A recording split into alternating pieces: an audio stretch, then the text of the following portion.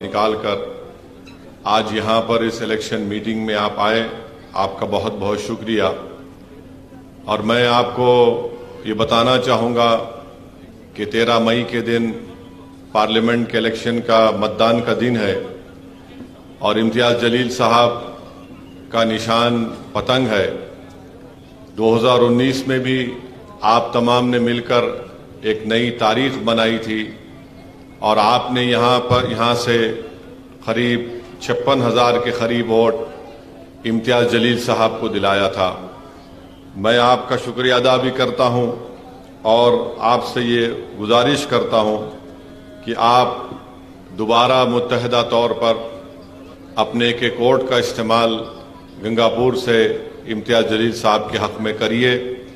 यहाँ पर बहुत से आपके मसाइल हैं, तकालीफ हैं। अभी हमारे राहुल भाई बता रहे थे कि यहाँ से 7 किलोमीटर दूर गोदावरी बहती है और गंगापुर के किसानों को गोदावरी से पानी नहीं मिलता, जिससे किसान बहुत परेशान हो जाता है। चाहे वो गन्ना उगाता हो या प्याज हो, उसको उसकी कीमत नहीं मिलती। ये ऐसे मसाइल हैं जिसके लिए आपको एक ताकतवर आवाज़ की ज़रूरत है और आवाज़ ऐसी होनी चाहिए जो हर समाज के लोगों की तकलीफ को समझ सके। मैं आपको बड़ी जिम्मेदारी के साथ बता रहा हूं कि पिछले 5 साल से जब से आपने और औरंगाबाद की जनता ने इम्तियाज जलील को अपने वोट और अपनी दुआओं से यहाँ का एमपी बनाया, इम्तियाज जलील साहब ने हर समाज के, हर समुदाय के लिए काम करने की पूरी कोशिश की। और आप जानते हैं कि इनके 5 साल में, बल्कि पूरे 5 साल में 1.5 साल तो कोविड के जरिए ख़त्म हो गए और कोविड में लोग मर रहे थे, तकालीफ उठा रहे थे। तो इम्तियाज जलील साहब को सिर्फ 3.5 साल का मौका मिला। एमपी लाइट फंड भी नहीं, हम तमाम को नहीं मिला। जितना भी फंड मिला इम्तियाज जलील साहब ने उसका इस्तेमाल करने की कोशिश की और उसके ज़रिए से उन्होंने हर मुकाम पर डेवलपमेंट करवाया है। मैं यही बताना चाह रहा हूं कि गंगापुर के इस विधानसभा में लासूर का जो रेलवे स्टेशन के क्रॉसिंग का मसला है, मैं आपसे वादा करके जा रहा हूं कि इंशाअल्लाह ताला क्रॉसिंग का मसला है, हम जरूर पूरी कोशिश करके उस मसले को भी हल करवाएंगे। मेरी आप तमाम से एक अपील है कि 5 साल में आप इम्तियाज जलील साहब का कोई एक ऐसा स्टेटमेंट बता दीजिए कि इम्तियाज जलील साहब ने किसी समुदाय या किसी मजहब के मानने वालों का दिल तोड़ा है। इम्तियाज जलील का कोई एक स्टेटमेंट नहीं दिखा सकते। इम्तियाज जलील ने पार्लियामेंट में जब कभी भी बात की है, उनको मौका मिला, उन्होंने हर समाज की तरक्की के लिए और इंसाफ के लिए बात की। आप जानते हैं कि पार्लियामेंट में धनगर समाज के रिजर्वेशन की बात एक नहीं कई मर्तबा एमआईएम पार्टी की तरफ से इम्तियाज जलील साहब ने इस मसले को उठाया। पार्लियामेंट का आखिरी सेशन हो रहा था जनवरी में, उसमें आप देख लीजिए इम्तियाज जलील की वो तकरीर है, वो स्पीच है जिसमें इम्तियाज जलील ने धनगर समाज से इंसाफ का मुतालबा किया। बल्कि इम्तियाज जलील ने अपनी स्पीच में बताया कि कैसे बीजेपी हो या शिवसेना हो या राष्ट्रवादी हो या कांग्रेस हो, इन्होंने धनगर समाज को सिर्फ उनके वोट हासिल करने के लिए इस्तेमाल किया, मगर उनसे इंसाफ नहीं किया। सामाजिक न्याय की बात सब लोग करते हैं, मगर उसको जमीन पर अमल करना, उसके ऊपर अमली जामेनामा पहनाने का काम अगर कोई कर रही है तो पार्टी एमआईएम पार्टी है। वहीं पर इम्तियाज जलील ने मराठा समाज के रिजर्व आरक्षण की बात की। वहीं पर इम्तियाज जलील ने अल्पसंख्यक समाज के मुसलमानों के आरक्षण का मसला उठाया कि किस तरह महमूद रहमान कमेटी की रिपोर्ट को बॉम्बे हाई कोर्ट ने कबूल किया था। मेरे भाई, मेरे बुजुर्गों, मेरी इज्जतदार माँ और बहनों, ये आपके एमपी की मेहनत रही है। और 20 साल से जिस पार्टी का एमपी जीत कर आ रहा था औरंगाबाद की जनता के वोटों से, वो जब कभी भी अपनी जबान से कुछ बोलते, अनाप शनाबी बकते थे, वो दिल तोड़ने की बात करते थे, वो घरों में नफरत की दीवार उठाने की बात करते थे, मगर इम्तियाज जलील ने वो काम नहीं किया। अब आप देख रहे हैं कि 2 शिवसेना दो राष्ट्रवादी, एक बीजेपी, एक कांग्रेस, ये 6-6 मिलकर इम्तियाज जलील की कामयाबी को रोकने के लिए आ रहे हैं। ये जान चुके हैं कि अकेले नहीं मुकाबला कर सकते, इम्तियाज जलील को रोक नहीं सकते। तो दोनों शिवसेना, दोनों राष्ट्रवादी, एक कांग्रेस, एक बीजेपी मिलकर ये कोशिश कर रहे हैं कि इम्तियाज जलील की कामयाबी को रोका जाए। एक शिवसेना का 20 साल से जिसको औरंगाबाद की जनता ने अपनी खिदमत करने के लिए एमपी बनाया, वो आज कह रहा है कि भाइयों बहनों मेरा आखिरी इलेक्शन है, मेरी मदद कर दो। मैं उससे कहना चाह रहा हूं तेरा आखिरी इलेक्शन 2019 में हो चुका है, अब कोई तेरा आखिरी इलेक्शन नहीं है। 20 साल तुमको औरंगाबाद की जनता ने मौका दिया, 20 साल की शादी हो जाती, तुम 20 साल में कुछ भी नहीं कर सके औरंगाबाद के लिए। अगर हम उनके 20 साल के स्टेटमेंट को निकालेंगे, एक से एक वाहियात किस्म की बातें उन्होंने की, नफरत की बातें की। मगर एक बात तो है कि इम्तियाज जलील को आपने कामयाब किया, धनगर समाज ने किया, दलित समाज ने किया, मातंग समाज ने किया। इम्तियाज जलील को मराठाओं ने वोट दिया, गरीबों ने वोट दिया, बंजारों ने वोट दिया, अल्पसंख्यक समाज, मुसलमानों ने, सिखों ने, ईसाई ने वोट दिया। तो 5 साल में शिवसेना का ये उम्मीदवार जो आज खड़ा है, वो इम्तियाज जलील के नक्शे कदम पर अब चलना शुरू कर दिया। कैसे चल रहा है इम्तियाज जलील के नक्शे कदम पर? अब जहां कहीं भी जा रहा कह रहा है, ए भाई हिंदू, मुसलमान, सिख, ईसाई सब मेरे को वोट दो। तो इम्तियाज जलील ने उसको पहला सबक सिखा दिया कि औरंगाबाद की जनता अब नफरत को कबूल करने वाली नहीं है। और औरंगाबाद की जनता, मुझे यकीन है कि दोबारा यहां से इम्तियाज जलील को भारी अक्सरियत से, भारी मेजॉरिटी से दोबारा अपना एमपी बनाकर भारत की सबसे बड़ी पंचायत पार्लियामेंट में भेजाएगी, ताकि औरंगाबाद में जो डेवलपमेंट का काम करवाना है, मैं आपको यकीनन आपको वादा कर रहा हूं कि आपका हर काम इंशाअल्लाह ताला मुकम्मल होगा। इम्तियाज जलील एक बेहतरीन मेंबर ऑफ पार्लियामेंट साबित हुए हैं। मैं आपको बता रहा हूं कि भारत की पार्लियामेंट में जो सीनियर पार्लियामेंटेरियन है, जो 5-5, 6-6 मरतबा जीत कर आए, वो मुझसे आकर कहते हैं कि हमको ताजुब होता है कि पहली मरतबा ये जीत कर आया और इतनी अच्छी बात कैसे करता है कि 5-6 मिनट में वो पूरी अपनी बात को रख देता है। तो ये काबिलियत है इम्तियाज जलील की। और अगर Imtiaz Jaleel member of parliament बना तो ये आप लोगों की दुआ और आपकी वोट से बना। औरंगाबाद से इम्तियाज जलील को आपने कामयाब किया, तो ये इम्तियाज जलील की सिर्फ पर्सनल या जाती कामयाबी नहीं है, ये औरंगाबाद की वो जनता की कामयाबी है जो अमन चाहती है। ये औरंगाबाद की वो जनता की कामयाबी है जो जुल्म को बर्दाश्त नहीं करती, बल्कि मजलूमों से इंसाफ का मुतालबा करती है। इम्तियाज जलील की जाती कामयाबी नहीं है, बल्कि उन लोगों की कामयाबी है जो सामाजिक न्याय को देखना चाहते हैं कि औरंगाबाद में सामाजिक न्याय हो। ये उन लोगों की कामयाबी है जो औरंगाबाद में किसान आज परेशान है, खुदकशी कर रहा है, उसके ताल्लुक से कोई बात नहीं कर रहा है। और आपको एक और बात बता रहा हूं कि महाराष्ट्र की सियासत में, महाराष्ट्र के पॉलिटिक्स में सब लोगों ने अपने कपड़े ऐसा बदल दिए जैसा कि सुबह में एक कपड़ा एक पार्टी का, दोपहर में एक कपड़ा एक पार्टी का, शाम में एक कपड़ा एक पार्टी का, सुबह अब तक एक और कपड़ा पहन लेते हैं। मगर इम्तियाज जलील में वो बात नहीं है। इम्तियाज जलील जिस पार्टी से कामयाब हुआ, इम्तियाज जलील उसी पार्टी के तहत रहकर काम किया। आप देखते जाइए कि ऐसा कभी कभी जब टीवी पे अखबार में फोटो देखकर या नाम देखकर पढ़ता हूं तो मुझे पूछना पड़ता है इम्तियाज जलील से कौन सी पार्टी में अभी है।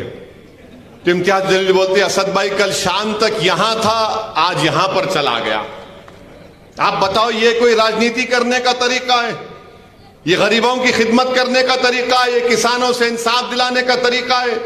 ये दंगरों को उनका सामाजिक न्याय या मुकाम दिलाने का तरीका? अरे तुम ना दंगर के हो, ना तुम दलित के हो, ना तुम मुसलमान के हो, ना तुम किसान के हो, तुम किसी के नहीं हो। तुम सिर्फ सत्ता के भूखे हो और तुम दौलत के पुजारी हो। तुम अवाम के दोस्त नहीं हो, अवाम के खादिम नहीं हो। इसीलिए आज आप देख रहे हैं कि तमाशा बन चुका है पूरे महाराष्ट्र की राजनीति में। मगर मुझे महाराष्ट्र की जनता पर पूरा भरोसा है। महाराष्ट्र की जनता ऐसे जोकरों को वोट नहीं देगी। महाराष्ट्र की जनता ऐसे उम्मीदवार को वोट देगी जो बोला उसने काम किया, जिसको वोट दिया उसके पार्टी के साथ वाबस्ता रहकर उसने काम किया। इम्तियाज जलील को आप देखते हैं, दूसरे जो हैं तो ऐसा है कि कभी इधर कुलाटी मार रहे, कभी उधर कुलाटी मार रहे।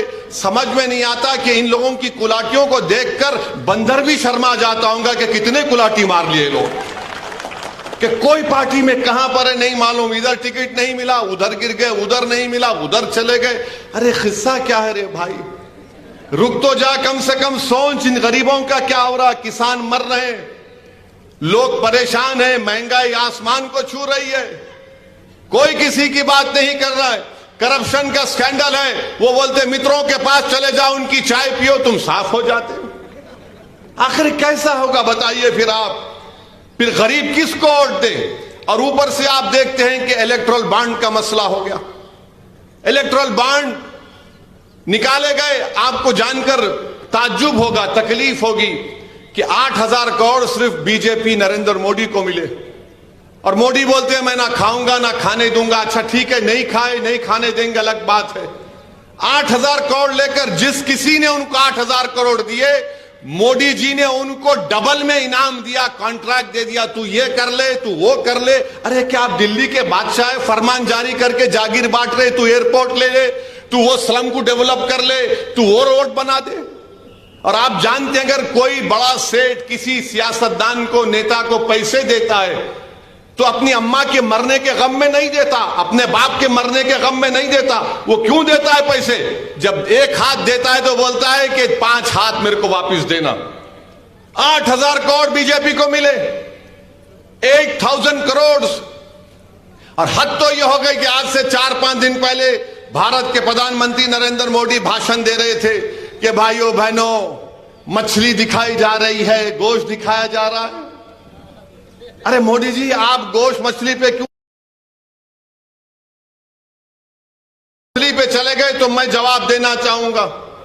नरेंद्र मोदी की पार्टी को एक बीफ की कंपनी है अलाना ने नरेंद्र मोदी को 10 करोड़ रुपए का इलेक्टोरल बॉन्ड दिया, 1.5 करोड़ का शिवसेना को दिया। अब किसकी गोश्त की दुकान बंद है महाराष्ट्र में?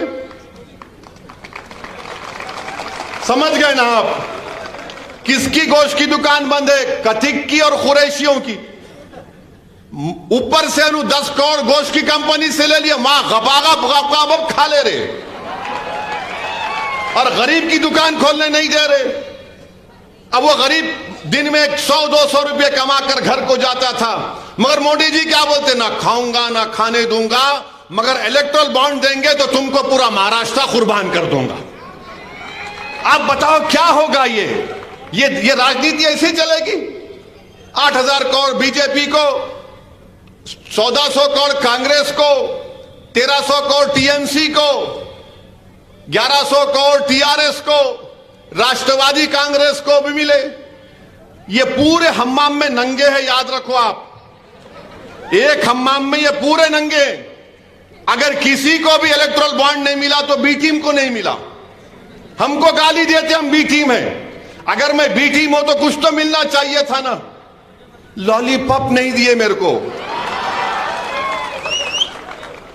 लॉलीपॉप नहीं हमको। इनको 5,000 करोड़ बाबा की जागीर है, लूट के जा रहे हैं और बोलते हम ओवैसी बी टीम है, वोट काटता है। अरे भाई, मैं इलेक्शन चुनाव लड़ता हूं, सबके सामने आके लड़ता हूं, बगैर किसी से डरे लड़ता हूं।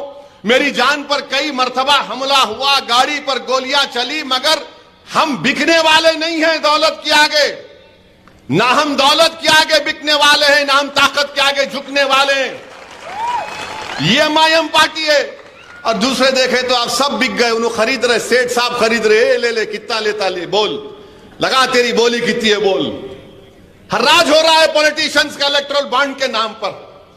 सब लोग अपना जमीर बेच चुके हैं, और जब आकर ये लोग गरीबों की बात करते हैं तो उनको आईने में जाकर अपना चेहरा देखना पड़ेगा कि तुम क्या गरीबों से मोहब्बत करते, जब उनका खून चूसने वालों से तुम पैसे ले रहे हो। मेरे अजीज दोस्तों और बुजुर्गों, मेरी इज्जतदार मां और बहनों, मैं आपसे अपील कर रहे हैं कि 13 मई के दिन सुबह के अवलीन सातों में आप निकलिए। अच्छा, बीजेपी, राष्ट्रवादी कांग्रेस, शिवसेना एक बात बोलते, 370 निकाल दिए, चलिए अच्छा करा, निकाल दिया। मेरे एक सवाल का जवाब दो। 370 के बाद क्या आता? 371 आता है ना। महाराष्ट्र में मराठवाड़ा रीजनल बोर्ड है, हमारे जर्नलिस्ट लोग हैं, 2020 से बोर्ड नहीं है, 2020 से चेयरमैन नहीं है, मगर 370 निकाले। अरे जो रीजनल बोर्ड मराठवाड़ा के डेवलपमेंट के लिए बनाया गया वो कहां गया? उसके मेंबर कहां गए? उसका चेयरमैन कहां गया? उसका पैसा कहां गया? अरे उद्धव ठाकरे, तुम मुख्यमंत्री, तुम्हारे राइट हैंड पे उस वक्त अशोक राव थे, अब बीजेपी में चले गए। लेफ्ट हैंड पे अजीत पवार थे, अब उधर भाग गए। तो 371 के तहत मराठवाड़ा विदर्भा का रीजनल बोर्ड क्या हुआ? एक मेंबर नहीं है, चेयरमैन नहीं है, 2-2 साल हो गए, 3 साल हो गए, उसका पता ही नहीं है। मगर सब बोलते 370। अरे 371 का क्या होगा बताओ? 371 अगर रीजनल बोर्ड रहेगा तो आप फैसला करेंगे कि मराठवाड़ा का पैसा कहां पर खर्चा होगा। यह इनकी राजनीति है। इसीलिए कह रहा हूं, इस हम्माम में सब नंगे। मराठवाड़ा का रीजनल बोर्ड, विदर्भा का रीजनल बोर्ड, मगर सब बोलते जय महाराष्ट्र। अरे जय महाराष्ट्र बोले तो फिर 371 का क्या होगा? अब आप आ जाइए, उद्धव ठाकरे, CAA का कानून बन रहा था, क्या उद्धव ठाकरे ने मोदी का साथ नहीं दिया? CAA का कानून बन रहा था, उद्धव ठाकरे मोदी का साथ दिए। और CAA का कानून NPR NRC से जोड़कर देखना पड़ेगा, इससे अलग नहीं कर सकते। यह सिटीजनशिप कानून के तहत NPR NRC है। अब बीजेपी बोलेगी नहीं। मैंने अमित शाह से पूछा था, वीडियो जी NPR NRC होके रहेगा, तो क्या झूठ है? बोलो, अमित शाह ने झूठ बोला तो कल पार्लियामेंट में प्रिविलेज मोशन डालूंगा अमित शाह के खिलाफ कि झूठ बोले तो पार्लियामेंट को।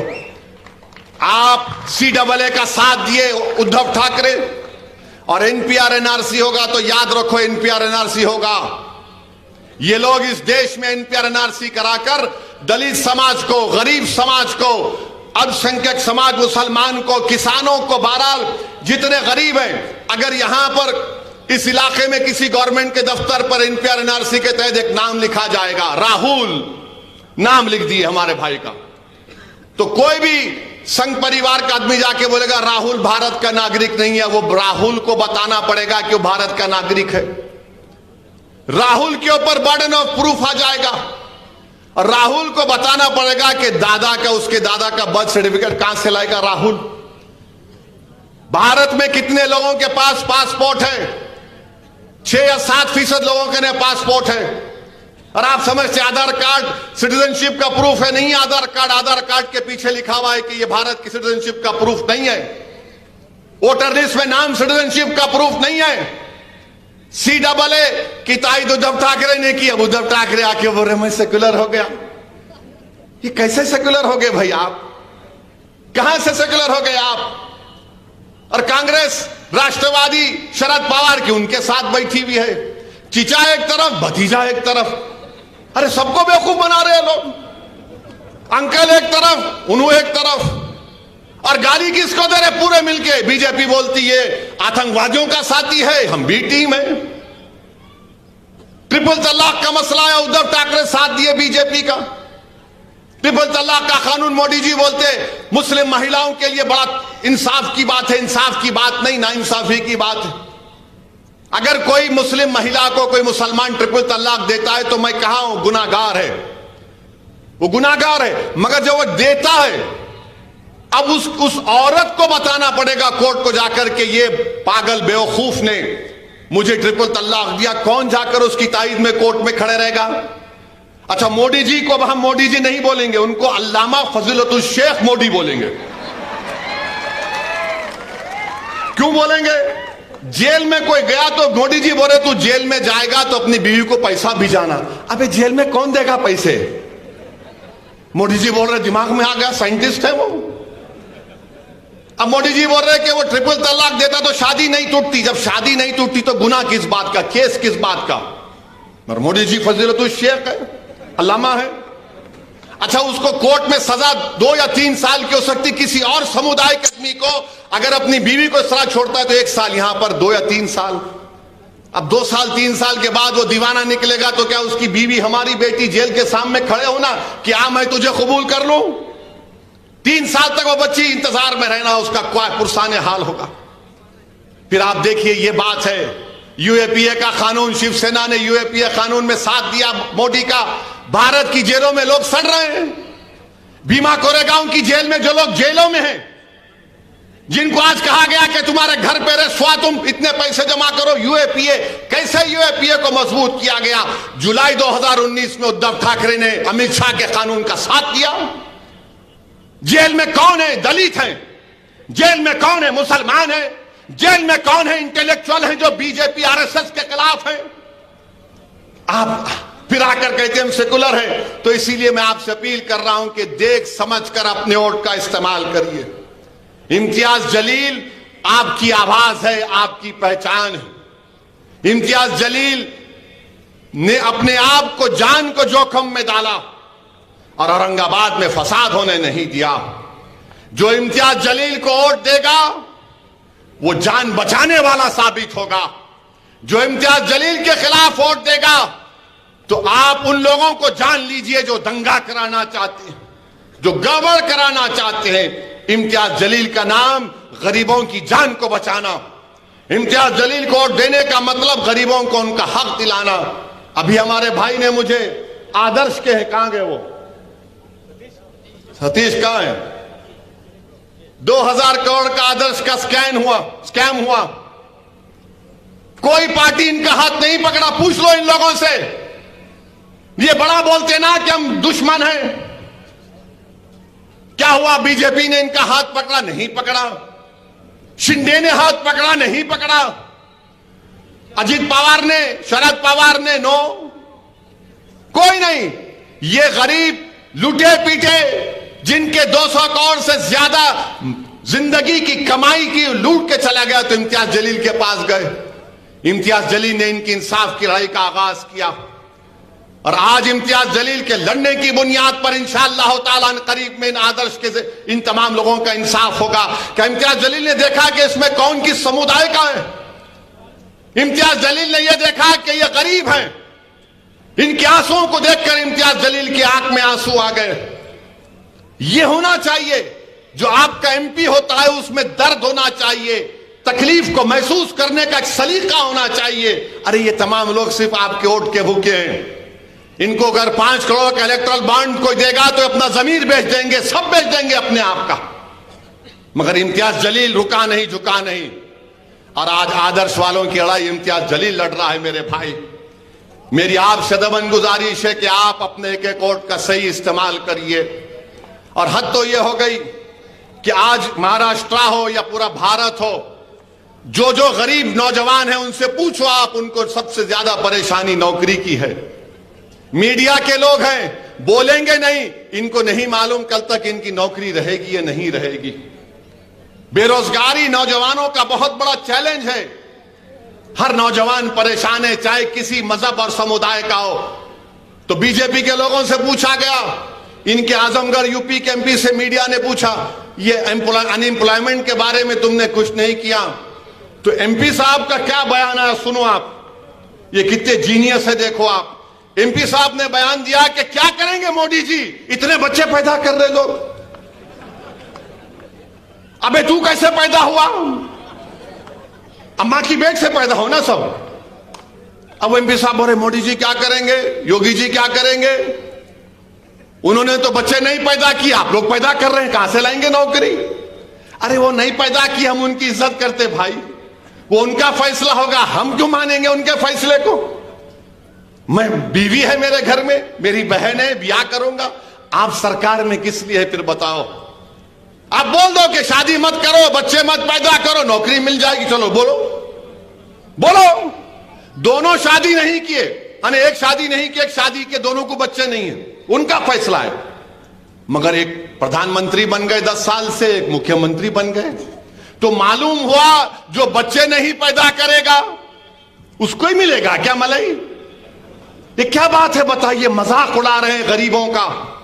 उन बेरोजगार नौजवानों के दिलों पर क्या गुजरती होगी जब इस तरह के बकवास को सुनते हैं कि एक बीजेपी का एमपी कह रहा है। और याद रखिए, आखिर में कह रहा हूं, अगर दोबारा बीजेपी को वोट मिलेगा तो नरेंद्र मोदी अंबेडकर के बनाए हुए संविधान में तब्दीली लाएगा या उसका नया संविधान बनाएगा। लाख बीजेपी कह ले, कभी यकीन नहीं करना इन लोगों पे, कभी यकीन नहीं करना। आप बोलेंगे ओवैसी तुम क्यों बोल रहे, तुम प्रूफ दो, क्यों यकीन नहीं करना बीजेपी के ऊपर। क्या 2014 में मोदी ने नहीं कहा था भाइयों बहनों 15 लाख, कहा था ना, नहीं कहा था, कहा था ना कि जो मानते हैं कहा था हाथ उठाओ। मीडिया के लोग भी उठा सकते हैं आप। 15 लाख की जगह 15 पैसे आए। अब मोदी जी की बात का यकीन कैसा करेंगे। 2 करोड़ नौकरी हर साल देंगे बोले थे, आज की तारीख में 2024 में 14 लाख वो खुद कह रहे हैं। बताइए कैसे भरोसा करेंगे आप। याद रखिए, इस देश की सबसे बड़ी ताकत अंबेडकर बाबा साहब का बना हुआ संविधान है। अगर यह संविधान चला जाएगा तो सब चला जाएगा, याद रखो। तो संविधान को बचाना है। यह संविधान हम सबको बराबरी का हकूक देता है। यह संविधान कहता है कि कोई बड़ा छोटा नहीं। यह संविधान कहता है कि गोरे को काले पर फौकियत नहीं। संविधान कहता है कि जो मोची होगा और जो बड़ी बिल्डिंग में बैठा होगा वो सब बराबर होंगे। ये चाल है, ये साजिश है उनकी संविधान बदलने की। जब संविधान बदलेगा तो आरक्षण चला जाएगा, याद रखो मेरी इस बात को। मैं तुम्हारे वोट लेने के लिए नहीं कह रहा हूं, सच्चाई बयान कर रहा हूं। इसीलिए आपको पार्लियामेंट में अपनी एक बेहतरीन आवाज को भिजाना है। इम्तियाज जलील को कामयाब करिए और 13 तारीख के दिन जब आप पोलिंग बूथ को जाएंगे तो खुदा के लिए सेल फोन लेकर पोलिंग बूथ को मत जाइए। हम क्या होता सेल फोन लेके जाते, अब वो रूल्स में है सेल फोन आप हाथ में पकड़कर नहीं लेकर जा सकते, तो सेल फोन मत लेकर जाइए। अपने पूरे फैमिली को लेकर जाइए।